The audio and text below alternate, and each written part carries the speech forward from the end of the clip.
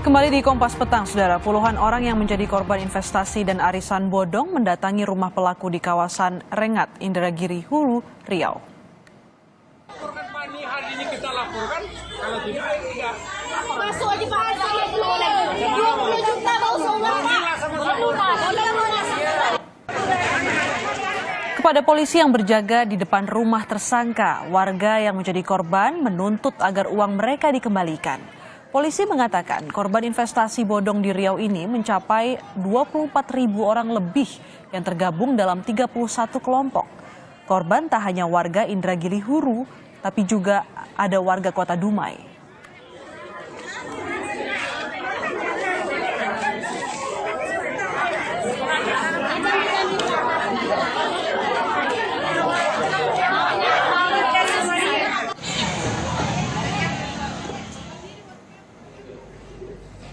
Sebelumnya, Polres Indragiri Hulu mengungkap kasus investasi atau arisan bodong dengan kerugian mencapai 21 miliar rupiah. Jumlah korban dalam kasus ini mencapai 24.000 orang. Mereka diiming-imingi keuntungan besar melalui investasi berupa sembako, uang, emas, hingga sepeda motor. Dalam kasus ini, polisi menangkap pria bernama Fani setelah korban melapor ke polisi. Menurut polisi, modus dalam kasus ini adalah pelaku mengiming-imingi korban dengan keuntungan besar dari investasi atau dari arisan berupa sembako, uang, emas, serta sepeda motor. Aksi ini dilakukan tersangka sejak 2019 lalu dan baru berhasil diungkap setelah polisi mendapat laporan dari sejumlah korban yang telah menyetorkan uang hingga 1,5 miliar rupiah. Namun pelaku menghindar saat diminta hasil dari investasi korban. Pelapor mengajak teman dan saudaranya untuk berinvestasi dengan saudara Fani dengan total investasi sebesar 1,5 M. Dari investasi tersebut, saudara Fani telah mencairkan sebanyak 1 kali kepada korban sebesar 180 juta rupiah. Sampai saat ini saudara Fani hanya mengiming-imingi pencairan. Untuk mengetahui informasi terkini dari kasus investasi bodong yang terjadi di Indragiri Hulu, Riau, sore ini kita sudah bersama dengan Kapolres Indragiri Hulu, ada AKBP F. Rizal. Selamat sore Pak F. Rizal. Selamat sore Mbak.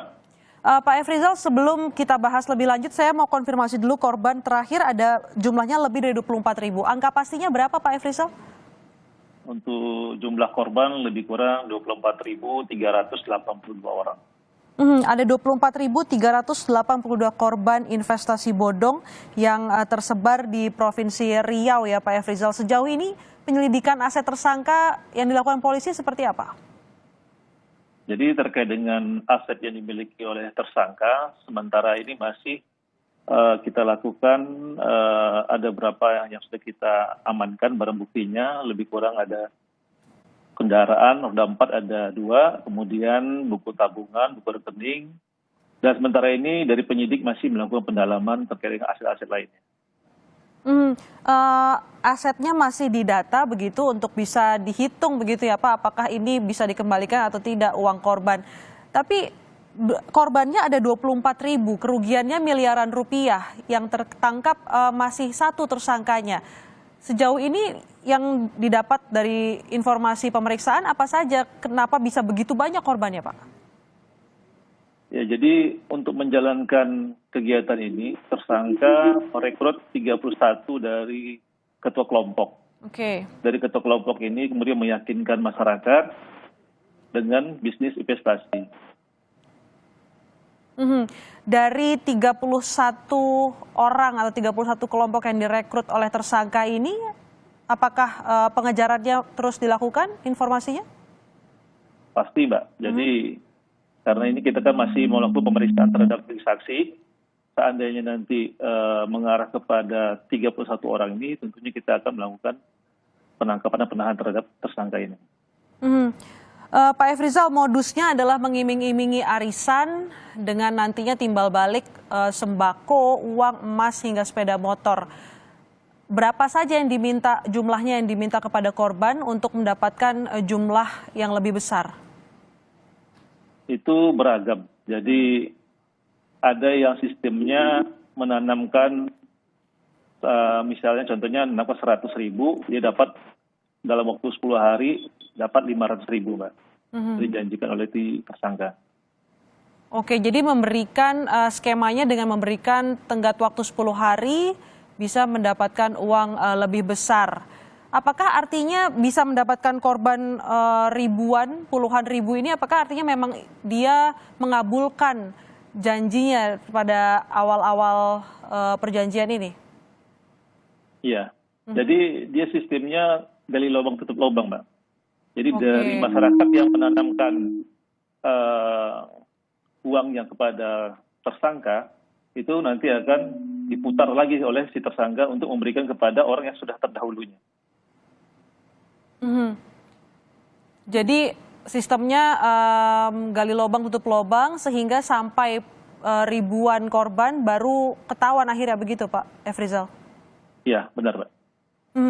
Pak Efrizal, Anda bisa ceritakan korbannya ada puluhan ribu, ini asalnya dari kalangan mana saja kalau kita bisa lihat latar belakang ekonominya?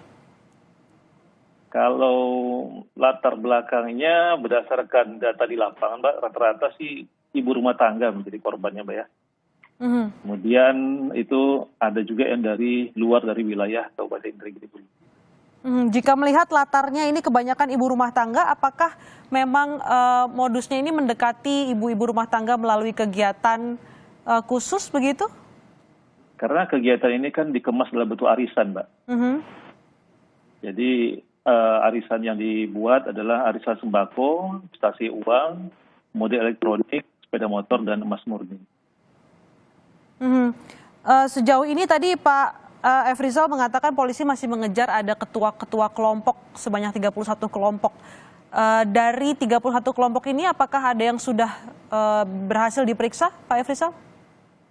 Sudah ada, Mbak. Sudah kita lakukan pemeriksaan. Tapi kita kan tentunya masih ada bukti pendukung lainnya yang harus kita kumpulkan sehingga si 31 orang ini bisa kita lakukan penahanan. Pak Efrizal, saya masih tertarik terkait aset dari tersangka karena kerugiannya begitu besar dan korbannya begitu banyak.